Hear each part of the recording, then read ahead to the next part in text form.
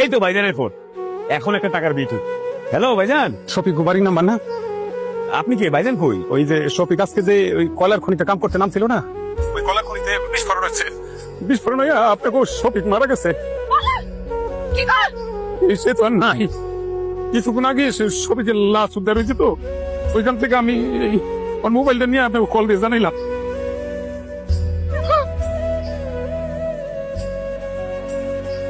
আমার বাপটার আমার কাছে আইনা দেন, আমি শেষবারের মতন আমার বাবার একটু চোখ জুড়াইয়া দেখি। ভাইজানের লাশ আনতে এখন মেলা টাকা লাগবে। আমি কই কি মা, লাশ জেনে আছে সে নিয়ে দাফন করুক। আমিও ছোট ভাইজানের সাথে একমত। আমি আমার বাজার না দেখে থাকতে পারব না, যত টাকা লাগে আমি আমার বাবার নিয়ে আসবো। আমার ছেলেটা সবার জন্য, সবার সুখের জন্য এখানে গিয়ে এত কষ্ট করে মরে গেল। এইটুক করতে পারবি না তোরা? তার জন্য এইটুক করতে পারবে না? ওই যে বিলের জমি টুক আছে না, ওইটা বেঁচে দিব। ঈদের যাওয়ানোর সময় ভাইজান জমি বন্ধ রেখে গেছে, এখন বাকি যতটুকু আছে সেটা যদি তুমি বেঁচে দাও, তাহলে আমার রেখার ভবিষ্যতে কি হইব? আমি ওই জমি বেচতে দিব না। তো কারো জমি, কারো কোনো টাকা পয়সা আমার লাগবে না। আমার ভাগের জমি টুক আছে তো, ওটা তো আমার, ওটার মতো তোকে কারো হাত নেই। ওইটা বেঁচে দিব। ও বাবা, একটু বললাম আমার ছেলেরা একটু দেখি।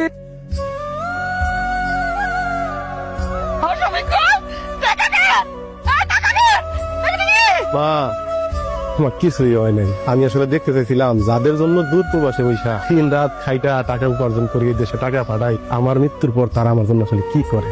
আমার লাশটা তোমার কাছে বোঝ হয়ে যাইব, এটা আমি স্বপ্ন কোনোদিন কল্পনা করি নাই। আমরা প্রবাসীরা না অনেক বোকা।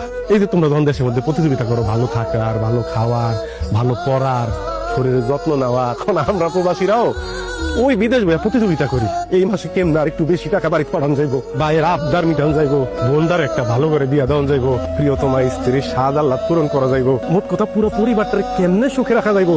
প্রত্যেকটা প্রবাসী বিদেশ বসে প্রতিযোগিতা করে, কিন্তু এই বোকা লোকগুলি বোঝে না দেশে রাইখা যাওয়া তার নিকট আত্মীয়দের মধ্যে অনেকেই তা করে ভালোবাসে শুধুমাত্র অর্থ আর স্বার্থের কারণে। অথচ এই মানুষটারে দেখো, কিন্তু যখন তোমরা সবাই অস্বীকার করছো আমার লাশ আনবা না, তখন সিংহের মতো চিৎকার করে উঠবে আমি আমার পোলার আনবই, প্রয়োজন আমার ভিটা বাড়ি সব দেখতে হইলো আনবো। এবং সে কিন্তু তাই করছে। এই জন্যই মনে হয় কবি বলছিল, মা কথাটি ছোট্ট অতি, কিন্তু যেন ভাই মায়ের মতো মধুর নামটি ত্রিভুবনে নাই। মা যখন আমার পেটে ধরছে, সেই থেকে আমার মৃত্যুর খবর পাওয়া পর্যন্ত তার কিন্তু আমার প্রতি আদর, ভালোবাসা, মমতা বিন্দু পরিমাণ কমে নাই। কারণ কি জানো? কারণ এই ভালোবাসা, এই মমতার মধ্যে স্বার্থ আর অর্থের যে কোনো ব্যাপার ছিল না। আল্লাহর কাছে লাখ লাখ শুকরিয়া, আমার বাবা ফিরে আইছে। আমার বাবার আর কোনো জায়গায় যাইতে দিব না, কোনো জায়গায় না।